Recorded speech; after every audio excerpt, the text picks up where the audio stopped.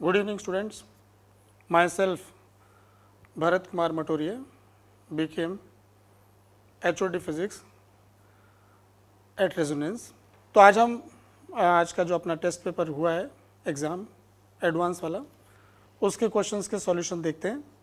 सबसे पहले इस क्वेश्चन नंबर 1 की बात करते हैं। ये क्वेश्चन 1 जो है रोटेशन चैप्टर से बेस्ड है और थोड़ा सा नयापन है क्वेश्चन में। टॉपलिंग से जुड़ा हुआ सवाल है एक तरह से, कब ये टॉपल करेगा। तो स्फेयर को उन्होंने एक तरह से टॉपल करने की कंडीशन में लेके आए हैं। तो हम चाहे तो इसको टफ की कैटेगरी में रख सकते हैं, थोड़ी सी नई बात है इसमें। इसका सॉल्यूशन देखते हैं कि इसको हम कैसे सॉल्व करेंगे। तो सॉल्यूशन में ये पॉइंट आ रहा है कि जैसे इस समय ये स्फेयर है यहाँ पर रखा हुआ है और ये इंक्लाइन प्लेन हमको दे रखा है, ये कंडीशन है। इस इंक्लाइन का एंगल हम इंक्रीज़ करते जा रहे हैं और हमको ये पता करना है कि किस एंगल पर जाकर के ये इससे बाहर आ जाएगा। तो इस समय हम इसका फ्री बॉडी डायग्राम बनाएंगे। तो इसका mg वर्टिकली डाउनवर्ड लगेगा और यहाँ से एक नॉर्मल लगेगा n1, यहाँ से एक नॉर्मल लगेगा सेंटर से पास करता हुआ n2।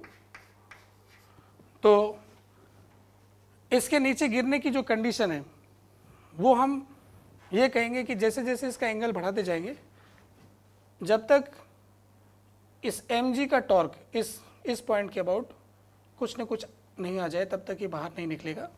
कहने का मतलब ये हो गया कि इस पोजीशन में इस पॉइंट के अबाउट mg इस तरफ गिराना चाहता है इसको यूँ, और ये नॉर्मल इसको बचाना चाहता, तो ये इक्विलिब्रियम में है। फिर हम एक ऐसा डायग्राम बनाते हैं ज़्यादा एंगल वाला। तो उसमें देखो क्या होगा।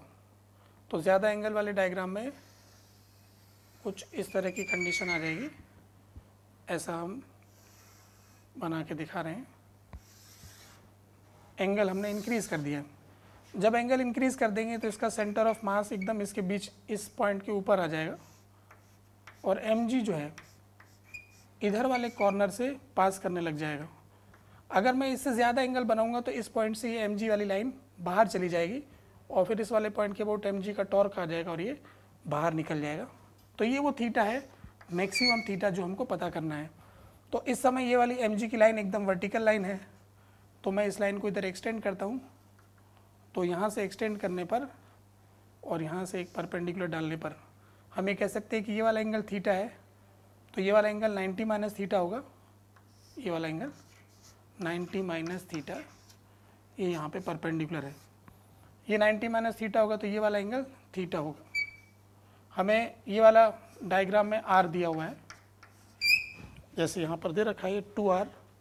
तो ये वाला डिस्टेंस r हो गया। तो ये वाला डिस्टेंस r हो गया और ये डिस्टेंस है कैपिटल R यहाँ से यहाँ तक का। तो sine theta is equal to r by capital R, यानी कि जो A वाला आंसर है ये करेक्ट आंसर हो गया। कहने का मतलब ये हो गया कि शुरुआत में जब एंगल छोटा होगा तो ये जो mg की लाइन है ये इस वाले पॉइंट के इधर होगी।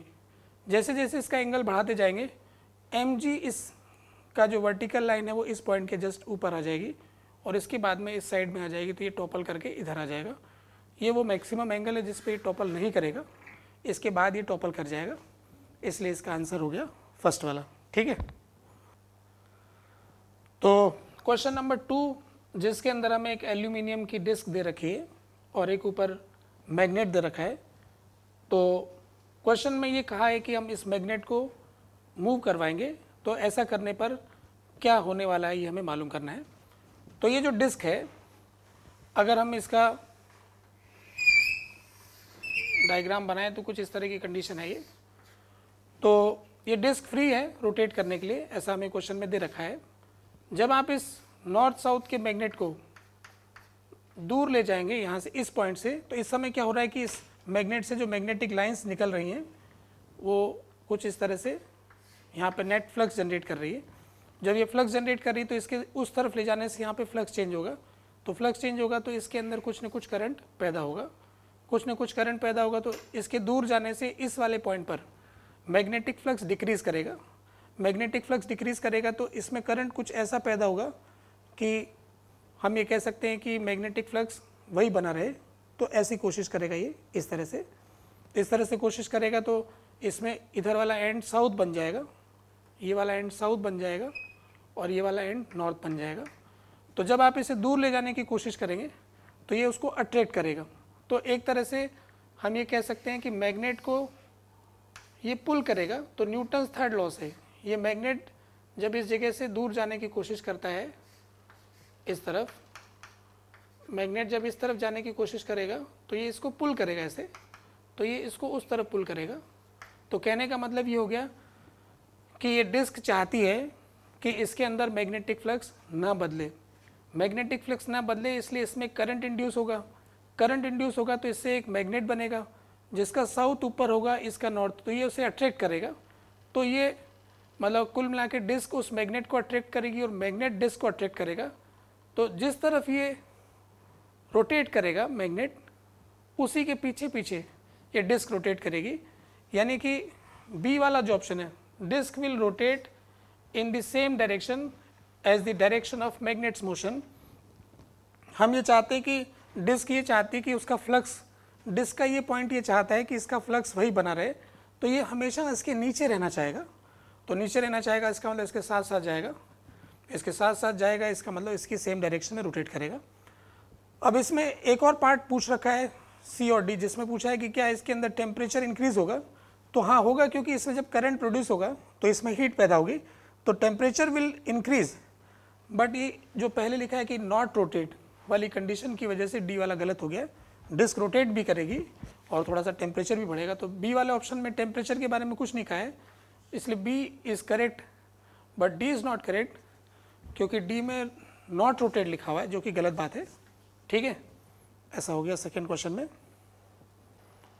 क्वेश्चन नंबर 3 में हमको क्या दे रखा है कि इस तरह की डिस्क दे रखी है जिसमें दो तरह की रेडियस है, एक इनर रेडियस और एक आउटर रेडियस। थोड़ी सी एक्सटेंडेड है जैसा कि आपके डायग्राम में दे रखी है, और ये ग्राउंड के ऊपर चल रही है और इसके ऊपर एक स्केल जो है उसको चलाया जाएगा। ठीक है, यहाँ पर हमारे को एक की रेडियस और दूसरे की रेडियस का रेशो देखें तो 1:2 है। यानी कि अगर मैं इसकी रेडियस को r मानता हूँ, स्मॉल r, तो इसकी रेडियस 2r होगी, जो डेटा दे रखा है उसके हिसाब से। क्वेश्चन में दे रखा है कि एक की डायमीटर 10 है तो दूसरे का 20 है, तो इस तरह से हो रहा है।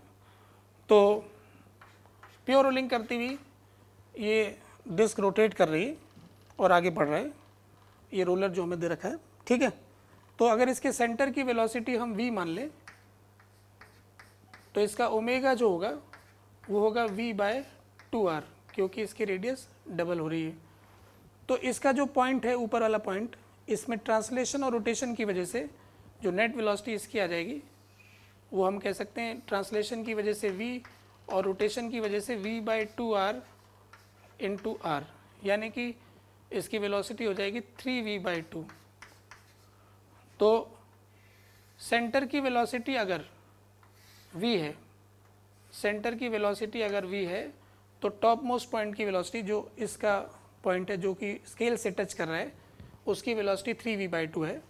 यानी हम कह सकते हैं कि स्केल जो चल रही है वो चल रही है 3v/2 से, बिकॉज ऑफ नो स्लाइडिंग। जो वेलोसिटी इस टॉप पॉइंट की है वही स्केल की है, क्योंकि स्केल इस पर स्लाइड नहीं कर रही, इसके साथ रोल कर रही है, मतलब इसके साथ इसकी वेलोसिटी इक्वल होगी नो स्लाइडिंग की वजह से, इसलिए इसकी वेलोसिटी 3v/2 हो गई।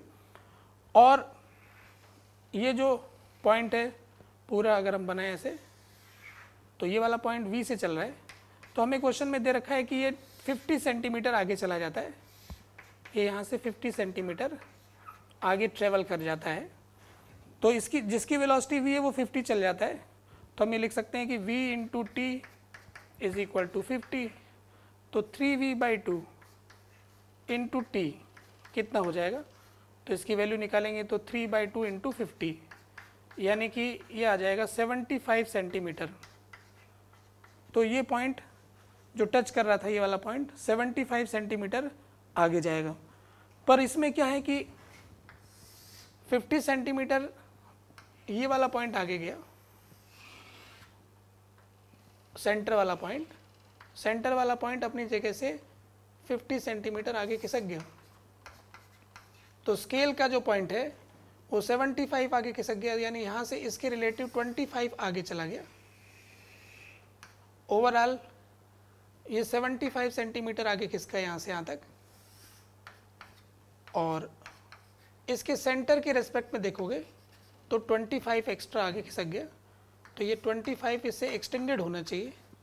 तो हमें ऐसा डायग्राम ढूंढना है जिसमें 25 एक्सटेंडेड हो। तो पहले वाले डायग्राम में 50 एक्सटेंडेड दिख रहा है, दूसरे वाले डायग्राम में 25 एक्सटेंडेड दिख रहा है, और यानी दूसरा वाला सही हो गया, हमें 25 ही एक्सटेंडेड देखना है।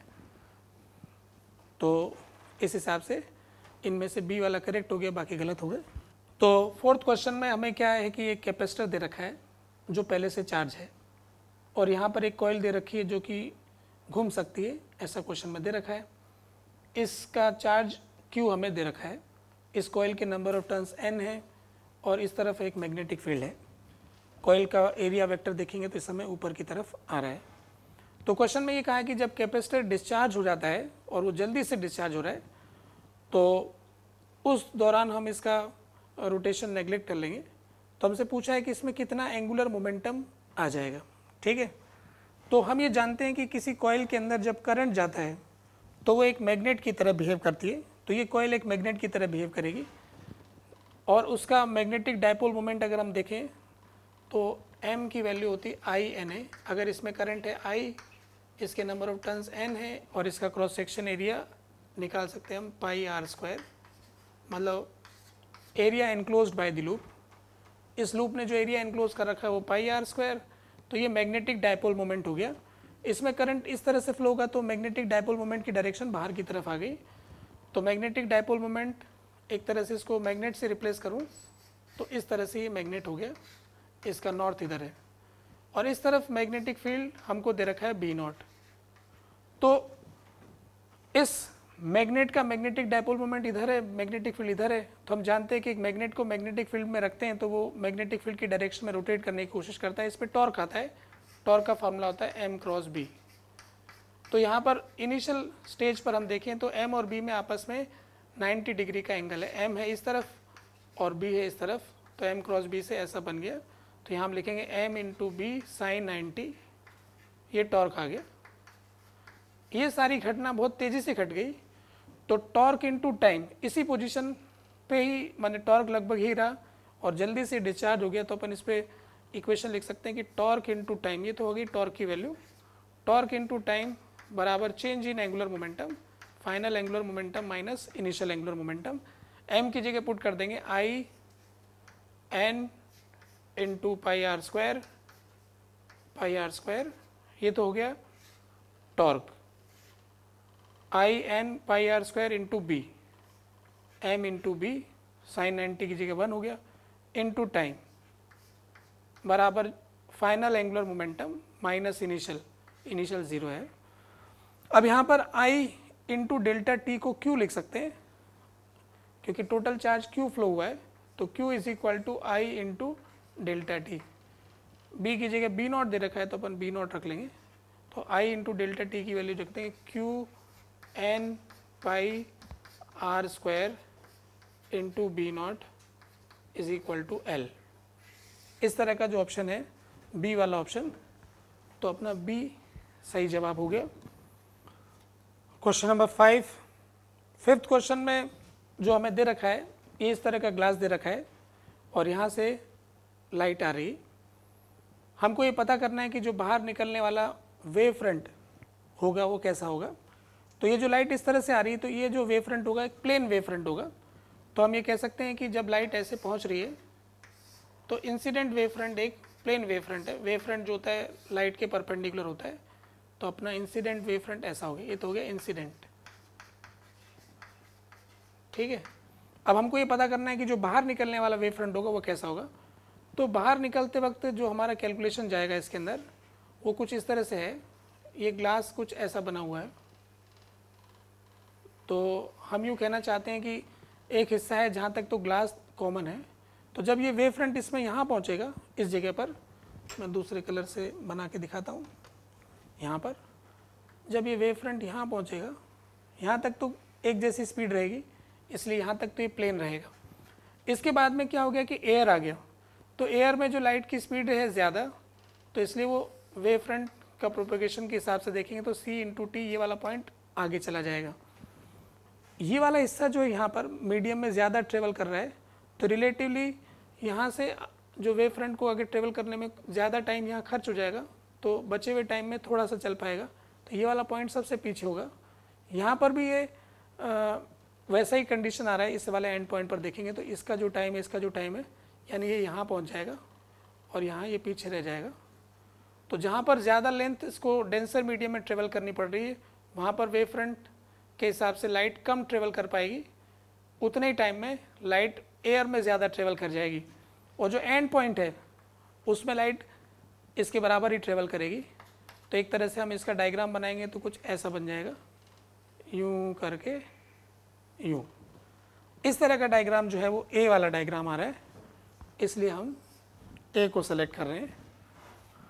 इसके अलावा अगर कोई और तरीके से करना चाहता है तो हम यूं रे के कॉन्सेप्ट से भी कर सकते हैं कि रे का क्या होगा, पर इसके लिए फिर आपको हर हिस्से में रे का हिसाब लगाना पड़ेगा। जैसे मैं आपको ऊपर वाले हिस्से में लगा के दिखाता हूँ।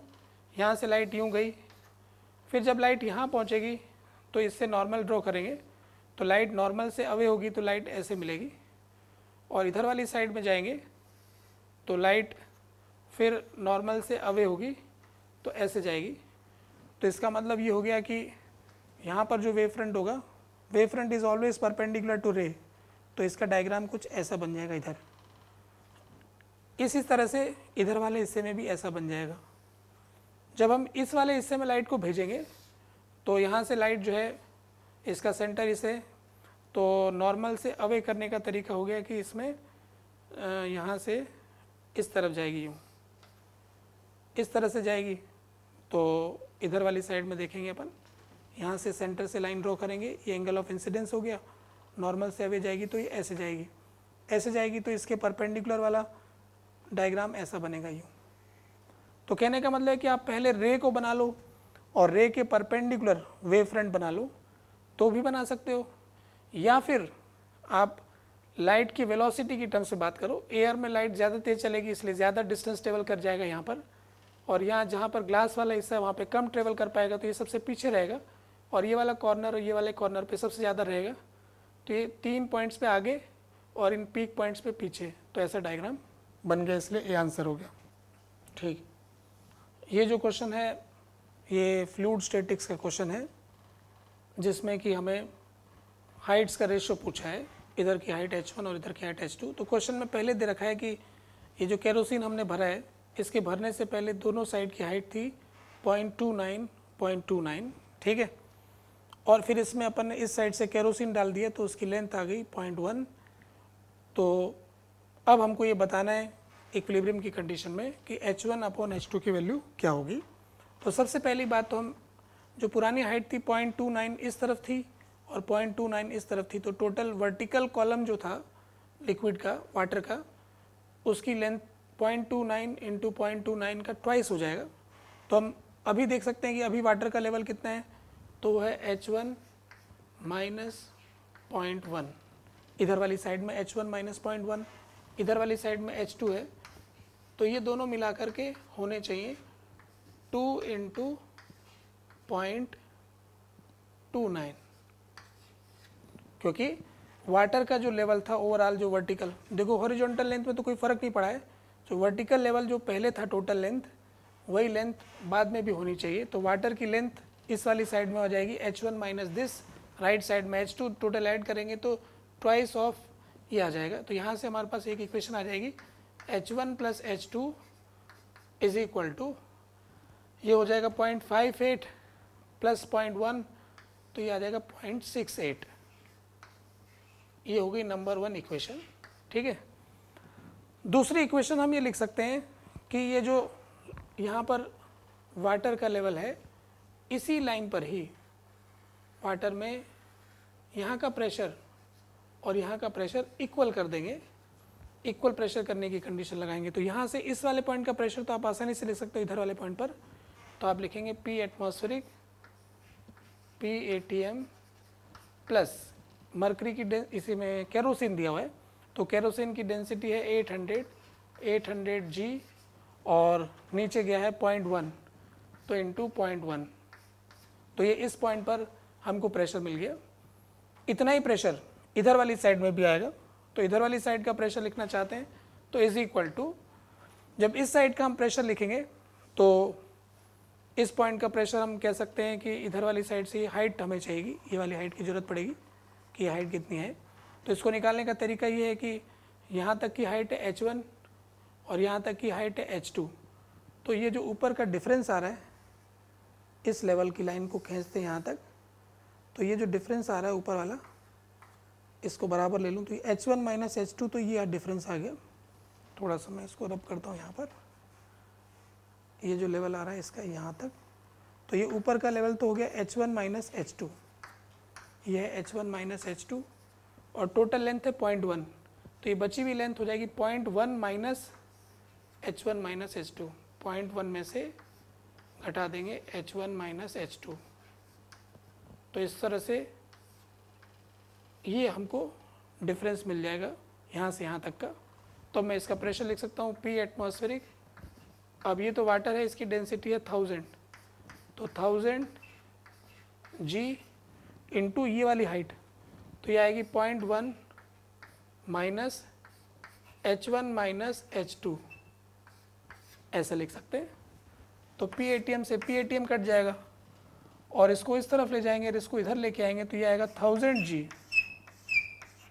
Into h1 minus h2 is equal to 0.1 into 1000 g करेंगे तो ये 1000 हो जाएगा, 0.1 इंटू 800 जी करेंगे तो ये 800 हो जाएगा, इसको इधर लेके जाएंगे तो ये बचेगा 200, इसको इससे डिवाइड करेंगे तो h1 माइनस h2 की वैल्यू आ जाएगी 0.02। ये होगी नंबर 2 इक्वेशन। 1 प्लस 2 कर दो तो ऐसा करने से आपको h1 प्लस h2 से 2h1 आ जाएगा, 2h1 इज इक्वल टू, इसमें इसको ऐड करेंगे तो h2 कट जाएगा और ये आ जाएगा 0.70। और इसी तरह से 1 माइनस 2 करोगे तो ऐसा करने से आपको 2h2 मिल जाएगा जिसकी वैल्यू आ जाएगी 0.66। अब आप इन दोनों को आपस में डिवाइड कर दोगे तो यहाँ से h1 बाय h2 की वैल्यू आ जाएगी जो कि होगी 70.70 बाय 0.66, यानी कि ये हो गया 35 बाय 33। 35 बाय 33 जो इसमें ऑप्शन है बी वाला ऑप्शन है, तो बी अपन सेलेक्ट कर लेंगे। ये जो क्वेश्चन है बिल्कुल बेसिक क्वेश्चन है, इस तरह के क्वेश्चन हम कर चुके हैं, तो इसलिए मैं इसको इजी क्वेश्चन कह सकता हूँ। इसमें पोटेंशियल एनर्जी का एक्सप्रेशन दे रखा है और बोर मॉडल मानते हुए हमें आर की प्रोपोर्शनलिटी पता करनी है, वेलोसिटी की प्रोपोर्शनलिटी पता करनी है और एनर्जी का एक्सप्रेशन पता करना पड़ा, जो कि हम लेक्चर्स में करते हैं। तो यहाँ पर देखो पोटेंशियल एनर्जी का जो एक्सप्रेशन है वो हमें दे रखा है F इंटू आर। तो सबसे पहले आप पोटेंशियल एनर्जी को डिफ्रेंशिएट करोगे del U by del R, इससे आपको फोर्स का एक्सप्रेशन मिलेगा। तो फोर्स जो होता है minus del U by del R होता है, तो यहाँ पर ये अट्रैक्टिव फोर्स आ गया, यानी F की वैल्यू आ रही, फोर्स कांस्टेंट आ रहा है। तो ये फोर्स किसके बराबर होता है, सेंट्रीपिटल एक्सेलरेशन के बराबर, मतलब mv²/r, मास इंटू सेंट्रीपिटल एक्सेलरेशन। यानी कि एक पार्टिकल सर्कुलर मोशन कर रहा है जिसमें ये वाला फोर्स लग रहा है, उस फोर्स की वैल्यू F के बराबर आ रही, और F को अपन mv²/r के बराबर कर सकते हैं क्योंकि वो सर्कुलर मोशन कर रहा है। तो यहाँ से एक इक्वेशन हमको मिल जाएगी। दूसरा हमें ये कहा गया कि इसमें बोर मॉडल एप्लीकेबल है, तो इसका मतलब जो इसका एंगुलर मोमेंटम है mvr, जिसकी वैल्यू nh/2π के बराबर हो जाएगी। तो यहाँ से हम जो r का कैलकुलेशन है वो कर सकते हैं v को हटाकर। तो इस वाले इक्वेशन में से अगर एक बार के लिए हम v की वैल्यू उठा के इसमें रख देते हैं तो देखो क्या बन जाएगा, F is equal to m, v की जगह रख देंगे nh/2π mr का स्क्वायर अपॉन r, ऐसा हो गया। तो यहाँ से हमारे को दिख रहा है कि r का क्यूब आ गया, तो r का क्यूब इस तरफ चला जाएगा और बाकी इस तरफ रखेंगे तो ये हो जाएगा m, अच्छा m नीचे भी आ रहा है तो यहाँ से n square h square upon 4 pi square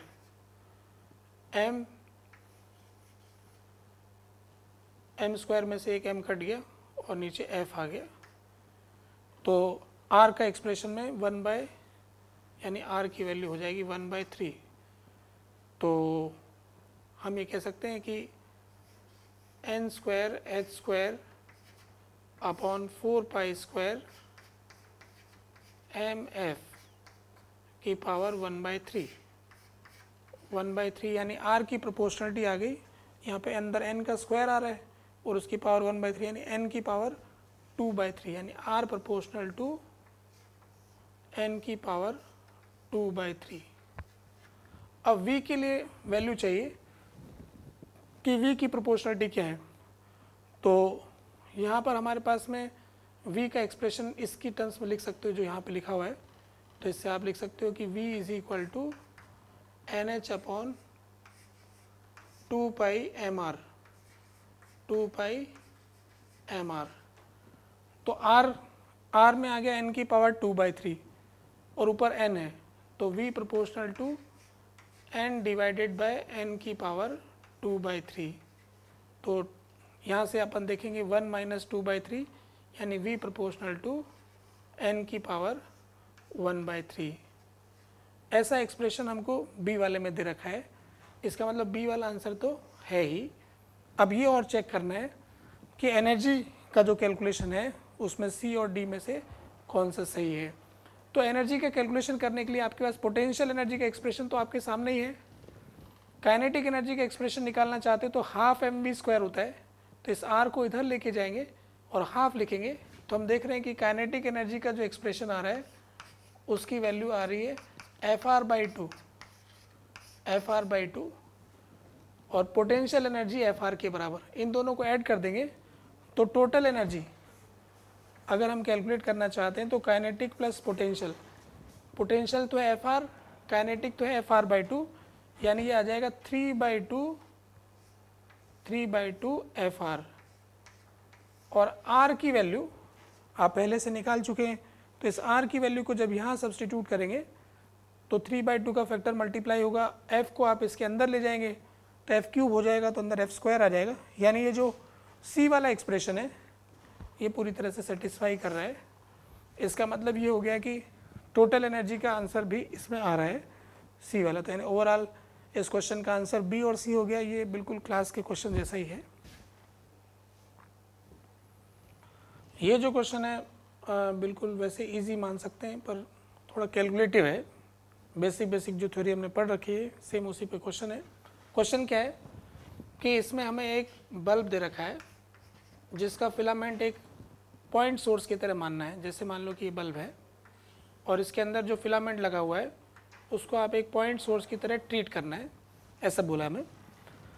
और इसे एक ब्लैक बॉडी की तरह भी कंसीडर करना है। हमें इसका सरफेस एरिया दे रखा है 64 मिलीमीटर स्क्वायर, इसका टेम्परेचर भी दे रखा है। तो इससे जो एमिट होने वाली रेडिएशन का जो हमारे पास पावर है, एमिशन पावर जो है वो होता है सिग्मा EA T⁴। जो फर्स्ट वाले ऑप्शन में हमें पूछा भी है कि इसमें कितना पावर रेडिएट हो रखा है। तो यहाँ पर जो सारी वैल्यूज़ हमको दे रखी है, हर माने कांस्टेंट की वैल्यू भी दे रखी है, आप इसमें वैल्यू पुट कर देंगे 5.67 इंटू 10⁻⁻8 और इसको हम ब्लैक बॉडी की तरह ट्रीट कर रहे हैं इसलिए E की वैल्यू तो 1 हो गई।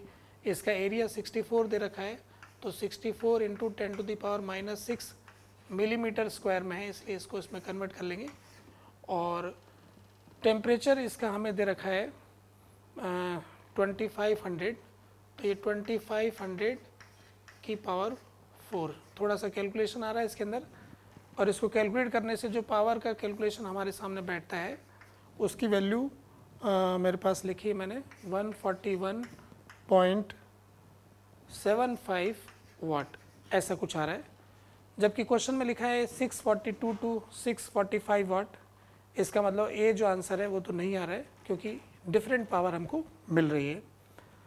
फिर हमसे ये पूछा है कि जो पावर रेडिएट की जा रही है इससे 100 मीटर दूर ये जो बल्ब है इस बल्ब से 100 मीटर दूर एक ऑब्जर्वर है और ऑब्जर्वर की आँख का एरिया हमें दे रखा है, ये इसकी आँख है और इसका आँख का एरिया हमको बता रखा है। तो हमसे पूछ रहा है कि उसकी आँखों में कितनी पावर एंटर कर रही है।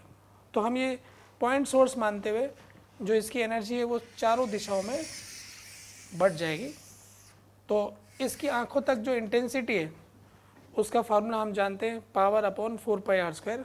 तो energy at A distance of r from the source per unit area, तो ये आ जाएगा पावर अपॉन 4π, ये डिस्टेंस इसको d मान लेते हैं, डिस्टेंस का स्क्वायर। ये हो गई इंटेंसिटी जहाँ पर ऑब्जर्वर की आँख है, यानी पर यूनिट एरिया वहाँ पर इतनी रेडिएशन पहुँच रही है। अब आइज़ का जो एरिया है वो कितना है, तो आइज़ का हमें रेडियस दे रखा है क्वेश्चन के अंदर, सर्कुलर रेडियस 3 मिलीमीटर, तो पाई इंटू आई का रेडियस अपन यहाँ रख देंगे। तो this is the power received by the eye, आँखों को मिलने वाली पावर कितनी है, वो इतनी है। तो यहाँ पर जो डेटा दे रखा है पहले वाले पार्ट में आपने पावर तो कैलकुलेट कर ही लिया है, तो उसकी वैल्यू यहाँ रख देंगे 141.75, 141.75 तो ये पावर हो गई, डिवाइडेड बाय पाई से पाई कट गया, 4 डिस्टेंस दे रखा है 100, तो यहाँ पर आएगा 100 का स्क्वायर, और इसकी आँखों का रेडियस हमें दे रखा है 3 मिलीमीटर, तो 3 इंटू 10⁻³ का स्क्वायर। इस एक्सप्रेशन को हम सॉल्व करेंगे तो इसका पावर का कैलकुलेशन मेरे पास है, जिसकी वैल्यू आती है 318.318। इसके अंदर जो 10⁻⁻8 में लिखना है अपन को आंसर, तो मैं लिख लेता हूँ -8 में 3.18 इंटू 10⁻⁻8 वाट, ये आँखों के द्वारा रिसीव करने वाली पावर होगी। जो हमारा बी वाला ऑप्शन है वो कह रहा है कि 3.15 से 3.25 के बीच में वैल्यू आएगी, तो ये बात ठीक हो रही है क्योंकि इसके बीच में ही वैल्यू आ रही, इसलिए बी सेलेक्ट हो जाएगा। फिर इसके बाद में जो अगला पार्ट पूछा है कि wavelength corresponding to the maximum intensity of light. तो मैक्सिमम इंटेंसिटी ऑफ लाइट का पता करने का तरीका है कि हम ये जानते हैं, एक फार्मूला है वीन्स डिस्प्लेसमेंट लॉ। तो lambda corresponding to maximum intensity into temperature of body is equal to Wien's constant. तो इस वीन्स डिस्प्लेसमेंट लॉ के फार्मूले से लैम्डा एम की वैल्यू आप कैलकुलेट कर लेंगे। तो lambda M is equal to B by T. तो इस क्वेश्चन में आपको बी भी दे रखा है और टी भी दे रखा है। यहाँ पर बी की वैल्यू हमको दे रखी है क्वेश्चन में, ये रहा वीन्स कांस्टेंट 2.9 इंटू 10⁻³ यहाँ रख देंगे 2.9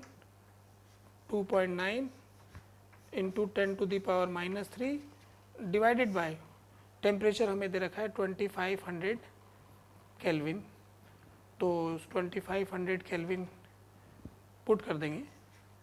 इसको सॉल्व करने से जो लैम्डा की वैल्यू आती है वो आ रही है 1160, यानी लैम्डा की वैल्यू आ रही है 1160 मिलीमीटर, ये नैनोमीटर ऐसा वैल्यू हमको मिल रहा है। तो यहाँ से हम ये कह सकते हैं कि सी वाला ऑप्शन जो है वो भी सही हो रहा है, इसलिए हम इसको भी सेलेक्ट कर लेंगे। ठीक है। फिर इसके बाद में अगला पार्ट ये पूछा है कि taking the average wavelength of emitted to be 1740, the total number of photons entering per second into one's eye. आँखों में कितने फोटोन पहुँच रहे हैं, तो हम ये पता कर चुके हैं पहले ही कि आँखों में रिसीव होने वाली इतनी पावर है, आइज़ जो रिसीव कर रही है वो पावर ये है। एक फोटोन की एनर्जी hc/λ है, तो नंबर ऑफ फोटोन रिसीव्ड अगर पूछा जाए तो हम यहाँ पर लिख सकते हैं नंबर ऑफ फोटोन का कैलकुलेशन यहीं पे कर देता हूँ, n इज इक्वल टू जो एनर्जी रिसीव्ड है I के द्वारा डिवाइडेड बाय hc/λ, एक फोटोन की एनर्जी तो कितने फोटोन रिसीव किए जाएंगे उसकी वैल्यू मिल जाएगी। ये एनर्जी हम निकाल चुके हैं 3.18 इंटू 10⁻⁸ और एक फोटोन की एनर्जी निकालने के लिए लैम्डा हमें दे रखा है, उसको यहाँ सब्सटीट्यूट करेंगे तो इसकी वैल्यू जो कैलकुलेट करने से आ रही है वो आ रही है 2.79 इंटू 10⁻11। इस n की वैल्यू आ रही 2.79 इंटू 10⁻11। तो 2.79 इंटू 10⁻11 देख लो इसके अंदर आ रहा है कि नहीं आ रहा है, 75 और इसके बीच में आ रहा है, इसका मतलब डी भी सही हो गया है। यानी 8th क्वेश्चन में आंसर बी सी डी हो गया। 9th क्वेश्चन जो है ये यूनिट एंड डायमेंशन का सवाल है, थोड़ा सा क्रिएटिव है और हमें थोड़ा सोचना पड़ रहा है, बाकी इजी क्वेश्चन एकदम। देखो कैसे करेंगे। इस क्वेश्चन में हमें दे रखा है कि हम डिफरेंट क्वांटिटीज़ को एक फिक्स क्वांटिटी की पावर की टर्म्स में एक्सप्रेस कर रहे हैं। जैसे पोजीशन को x की पावर अल्फा, स्पीड को x की पावर बीटा, एक्सेलरेशन को x की पावर p, लीनियर मोमेंटम को x की पावर q और फोर्स को x की पावर r। तो हमें इनमें आपस में रिलेशन निकालना है। तो हम इनमें से एक बात देख रहे हैं, एक है पोजीशन, एक है स्पीड, एक है एक्सेलरेशन, एक है मोमेंटम और एक है फोर्स। अगर हम पोजीशन को स्पीड से डिवाइड करें, position distance upon speed time होता है, तो आप ये कह सकते हैं कि पोजीशन को स्पीड से डिवाइड करने से हमें मिलता है टाइम का डायमेंशन, ठीक है। और अगर हम देखें तो वेलोसिटी अपॉन एक्सेलरेशन, वेलोसिटी को एक्सेलरेशन से डिवाइड करोगे v is equal to AT, अगर u 0 मान लें तो velocity divided by acceleration is also time. तो ये दोनों टाइम के डायमेंशन अगर डायमेंशंस की टर्म्स में बराबर करें तो ऐसा होना चाहिए, पोजीशन डिवाइडेड बाय स्पीड का जो डायमेंशन है वही वेलोसिटी डिवाइडेड बाय या स्पीड डिवाइडेड बाय एक्सेलरेशन कह सकते हो, speed divided by acceleration, speed divided by acceleration का जो डायमेंशन है बराबर होगा। इसी तरह से फोर्स बराबर rate of change of momentum होता है। अगर हम मोमेंटम को फोर्स से डिवाइड करेंगे, या यूँ कह सकते हैं कि फोर्स इंटू टाइम बराबर चेंज इन मोमेंटम, तो एफ इंटू टी बराबर मोमेंटम, तो टी हो जाएगा मोमेंटम अपॉन फोर्स। यानी यहाँ पर हम मोमेंटम लिखें, मोमेंटम डिवाइडेड बाय फोर्स, तो ऐसा आ जाएगा। यानी सब टाइम के डायमेंशन हो गए। तो अपन इसी बात को इक्वेट करके डायमेंशनली टाइम 3 तरह से एक्सप्रेस कर दिया। तो अपन यहाँ से पोजीशन के एक्सप्रेशन में हमें दे रखा है x की पावर अल्फा है, तो x की power alpha divided by x की पावर बीटा, x की power beta should be equal to x की पावर स्पीड के केस में हमें दे रखा है बीटा डिवाइडेड बाय x की पावर p, x की पावर p, और मोमेंटम में x की power q divided by x की पावर r, x की पावर r। यानी इस एक्सप्रेशन को लिख सकते हैं x की power alpha minus beta should be equal to x की power beta minus p is equal to x की पावर q माइनस r। अब इनको सिंप्लीफाई कर लेंगे, इन दोनों को इक्वेट कर लेंगे। Alpha minus beta is equal to beta minus p is equal to q minus r। अब हमें चेक करना है अल्फ़ा पी और बीटा की टर्म्स में चाहिए, अल्फ़ा पी और बीटा है, तो इसको बीटा को इधर ले जाएंगे, पी को इधर लेके आ जाएंगे। तो हम देख रहे हैं कि alpha plus P is equal to 2 beta, alpha plus P is equal to 2 beta. इसका मतलब ए वाला आंसर अपना आ रहा है। और दूसरा आंसर देखें तो पी क्यू और आर की टर्म्स में बात कर रहे हैं, पी क्यू और आर की टर्म्स में बात करेंगे अगर, तो हमारे पास में ये जो एक्सप्रेशन है पी क्यू और आर की टर्म्स में चाहते हैं हम, तो ये देख लेते हैं, इन दोनों को इक्वेट करेंगे तो यहाँ पर बीटा की टर्म्स में आ रहा है और बीटा के अंदर अल्फ़ा की वैल्यू भी आ ही रही है। तो अपन यूँ कह सकते हैं पी को इधर लेके जाएं तो beta is equal to P plus Q minus R, beta is equal to P plus Q minus R, और p plus Q minus R यानी कि अगर डी वाले से कंपेयर करेंगे तो B plus Q plus R होता तो डी वाला होता है, यानी डी वाला तो गलत हो गया। बी वाला ऑप्शन देखेंगे तो P plus Q minus R, P plus Q minus R is equal to beta, यानी बी वाला ऑप्शन सही मैच कर रहा है, इसलिए B is the correct choice. D वाला गलत हो गया, इस तरह से सी भी देख लेंगे आप, ए और बी इसका आंसर हो जाएगा। क्वेश्चन नंबर 10 जो है ये प्रोजेक्टाइल मोशन का ही सवाल है, बस इसको पूछने के लिए इलेक्ट्रिक फील्ड में चले गए। तो बेसिक प्रोजेक्टाइल जो हम पढ़ते हैं उसमें एक वेलोसिटी रहती है जो इनमें दे रखी है, यहाँ पर ग्रेविटी की वजह इलेक्ट्रिक फील्ड से एक्सेलरेशन क्रिएट किया जा रहा है। टारगेट एक तरह से रेंज वाला डिस्टेंस हो गया जिसकी वैल्यू हमको 5 मीटर दे रखी है।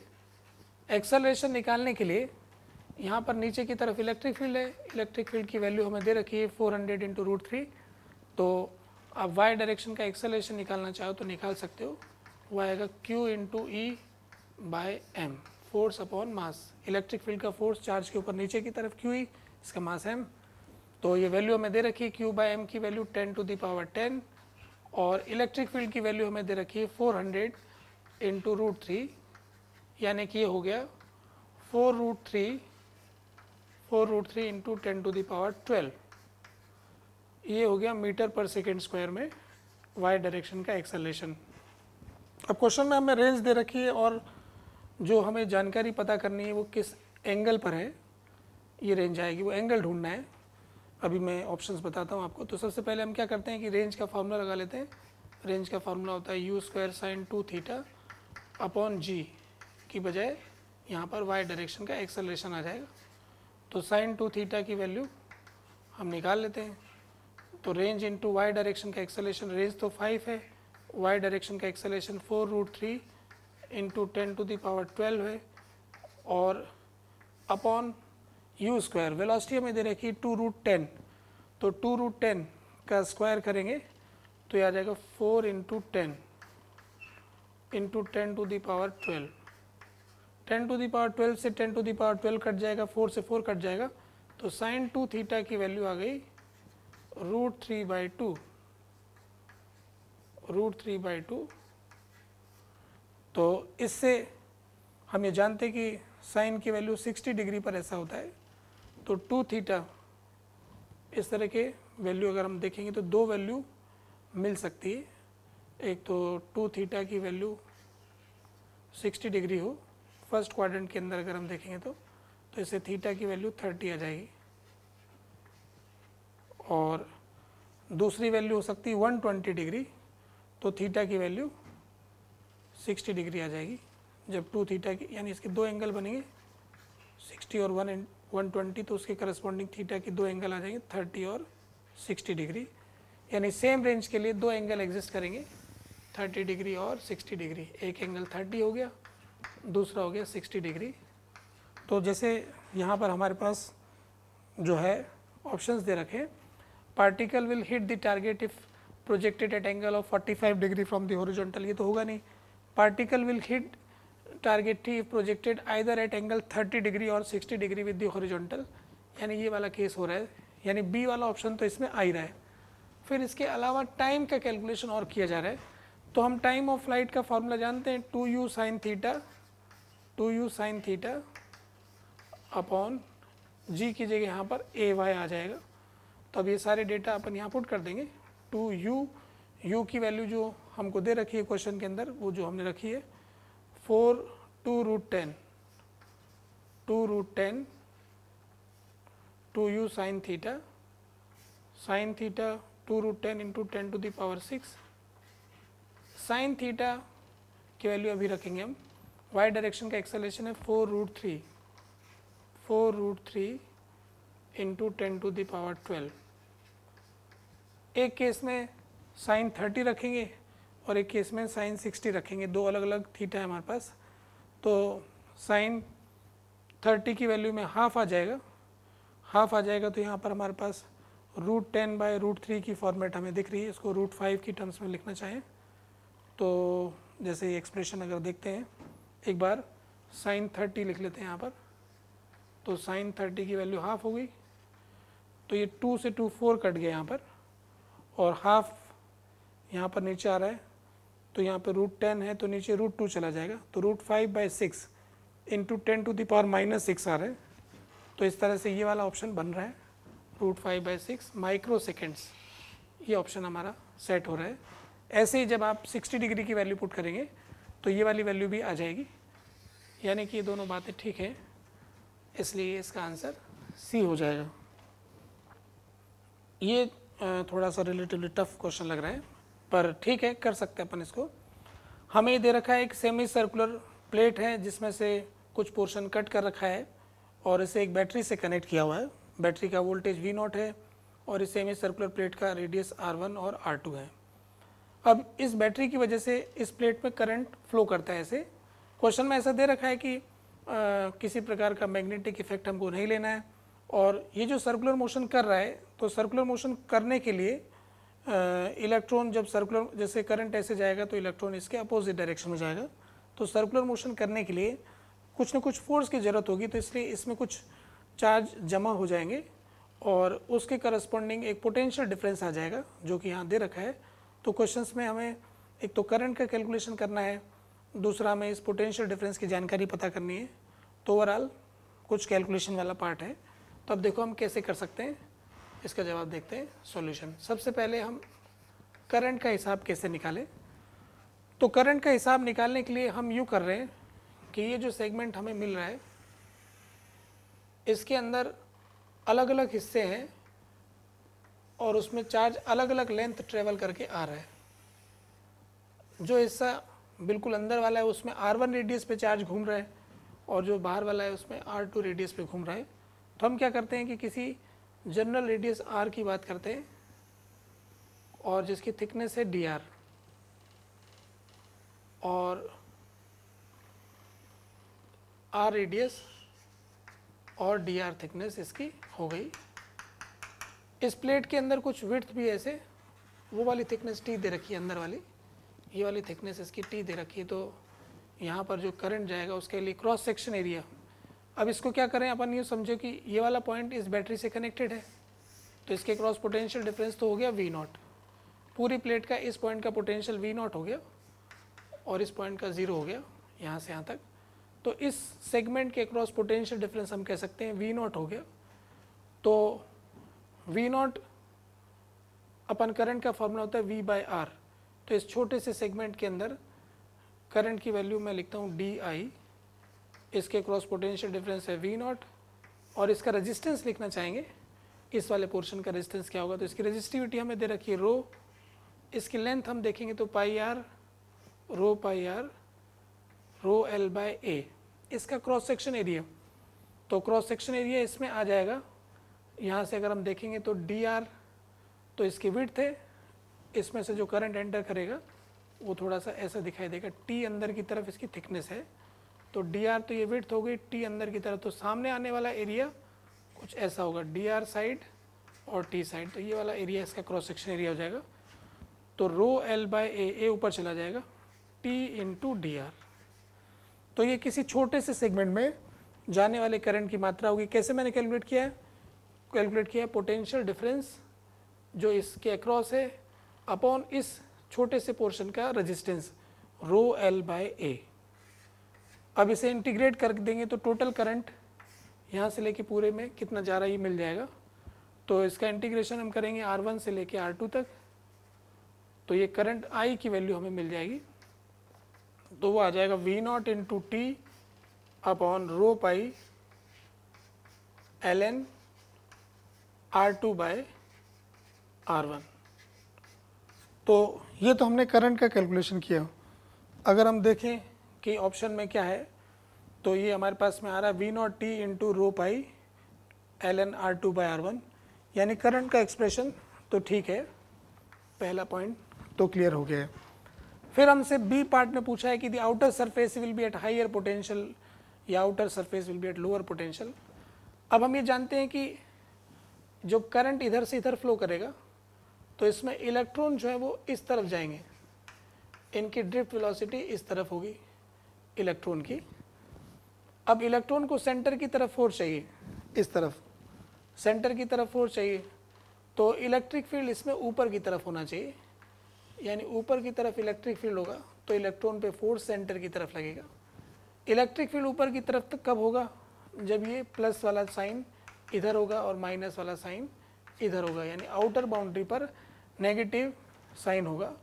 हम ये जानते हैं कि इलेक्ट्रिक फील्ड की डायरेक्शन में पोटेंशियल घटता है, इलेक्ट्रिक फील्ड की डायरेक्शन में पोटेंशियल घटता है, यानी कि यहाँ वाला पॉइंट हाई पोटेंशियल हो गया और ऊपर वाला पॉइंट लो पोटेंशियल हो गया। तो outer surface will be at lower potential than the inner surface. ठीक है, एक बार फिर से चेक कर लेते हैं।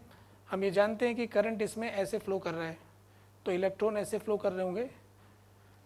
इलेक्ट्रॉन पर सेंटर की तरफ सर्कुलर मोशन करने के लिए सेंटर की तरफ फोर्स चाहिए, तो इलेक्ट्रिक फील्ड ऊपर की तरफ होना चाहिए।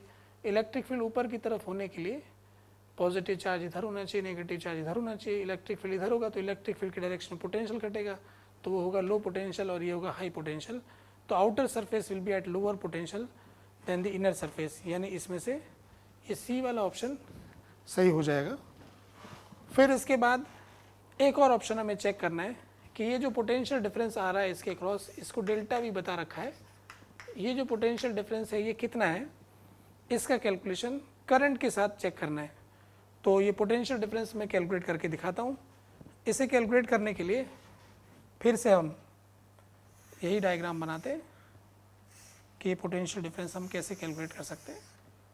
इसके लिए मैं क्या करता हूँ कि ये जो इलेक्ट्रॉन यहाँ पर मूव कर रहा है आर रेडियस में इस तरफ, इसकी वेलोसिटी v है। तो ये जो इसकी वेलोसिटी v है, इसके ऊपर इलेक्ट्रिक फील्ड का फोर्स लग रहा है E इंटू ई, वो इसके लिए सेंट्रीपिटल एक्सेलरेशन प्रोवाइड कर रहा है। तो अपन एक इक्वेशन लिख सकते हैं, E into E is equal to mv² by r।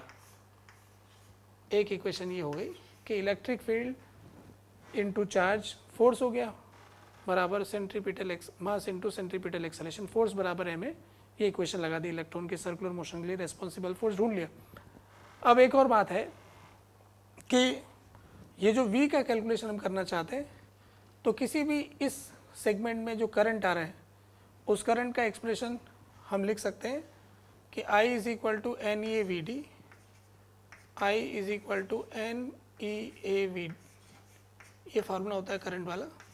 तो इस छोटे से सेगमेंट के लिए इक्वेशन में लगाता हूँ जो मैंने यहाँ बना रखा है। इसमें जाने वाला करंट होगा इसके क्रॉस पोटेंशियल डिफरेंस अपॉन इसका रेजिस्टेंस। तो इसके क्रॉस पोटेंशियल डिफरेंस जो है वो मैं यहाँ लिख देता हूँ, इस जगह थोड़ी जगह कम पड़ रही है, यही लिख लेते हैं, इस जगह लिख लेता हूँ। करंट की जगह आ जाएगा वी नॉट, पोटेंशियल डिफरेंस, इसके क्रॉस आने वाला पोटेंशियल डिफरेंस वी नॉट, और इसका रेजिस्टेंस तो रो एल, एल की जगह आ जाएगा पाई आर रो एल बाय ए, इसका आ जाएगा डी आर इंटू थिकनेस, जैसे अभी मैंने दिखाया था पहले, इसका अंदर की तरफ थिकनेस और इधर डी आर विड्थ। तो इसके सामने करंट के सामने आने वाला area is equal to N E, area हो जाएगा D R into T, D R into T into V. तो ये डी आर इंटू टी वाली टर्म कट जाएगी और यहाँ से हमको वेलोसिटी का एक्सप्रेशन आ जाएगा कि जो इलेक्ट्रॉन की वेलोसिटी है वो आ रही V not upon rho pi N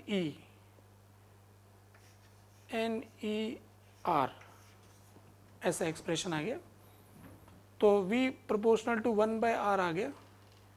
तो v का वैल्यू यहाँ पे सब्सटीट्यूट कर देंगे, v का स्क्वायर करना है अपन को, तो इलेक्ट्रिक फील्ड का एक्सप्रेशन आ जाएगा। तो मैं यहाँ पर इलेक्ट्रिक फील्ड का एक्सप्रेशन लिखता हूँ कि वो कितना आएगा। तो E is equal to m by E R into V square, V square करेंगे तो आ जाएगा V not square upon rho square pi square N square E square R square, इनका सबका स्क्वायर हो गया, वी की जगह पुट किया है। तो यहाँ से इलेक्ट्रिक फील्ड जो आ गया वो अगर हम देखेंगे तो एम वी नॉट स्क्वायर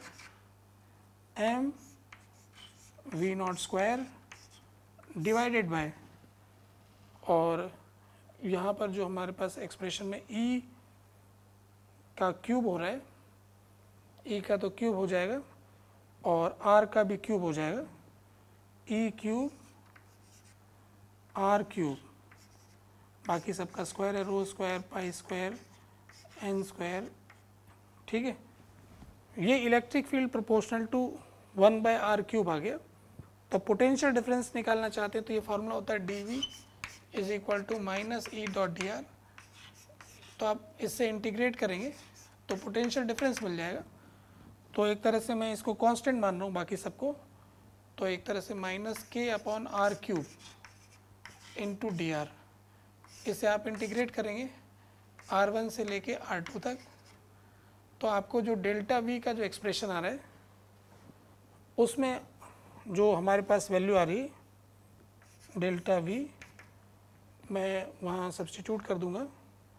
तो एक तरह से यहाँ पर आ रहा है एम, ये पूरा ही वैल्यू रख देता हूँ मैं, M V not square E cube rho square pi square N square, और ये r की पावर -3 है तो इसका इंटीग्रेट करेंगे तो माइनस, तो ये 1/r1 square minus r2 square 2 और मल्टीप्लाई हो जाएगा इंटीग्रेट करेंगे तो यहाँ पर r की पावर -3 होगा, -3 का इंटीग्रेशन -2 बाई -2 तो 2 नीचे आ जाएगा और r की पावर ऐसे डिफरेंस की टर्म्स में आ जाएगा। तो हम यहाँ देख रहे हैं कि जो हमारा पोटेंशियल डिफरेंस है उसमें बाकी सारी टर्म्स कांस्टेंट है, potential difference proportional to V not square आ रहा है, और जो हमारा करंट का एक्सप्रेशन है current proportional to V naught आ रहा है, current proportional to V naught आ रहा है, और पोटेंशियल डिफरेंस जो आ रहा है वो वी नॉट स्क्वायर के प्रोपोर्शनल आ रहा है। तो हम ये कह सकते हैं कि पोटेंशियल डिफरेंस करंट के स्क्वायर के प्रोपोर्शनल हो जाएगा, इसलिए ये डी वाला आंसर भी हो जाएगा।